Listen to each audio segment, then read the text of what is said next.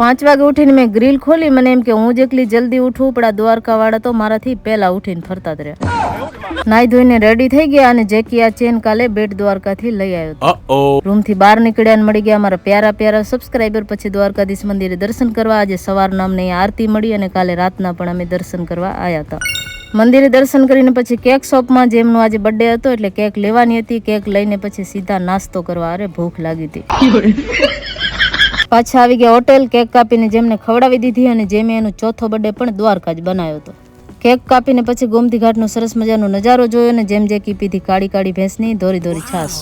પાછા હોટલમાં આવીને મેં કપડાં ચેન્જ કરી લીધા અને બેસી ગયા બસમાં રાજકોટ જવા માટે. બસ વચ્ચે ચાય નાસ્તા કરવા માટે ઊભી રહી પણ અહીંયા એગી મેગી વડાપાઉં ને ચાય જોવા મળ્યા.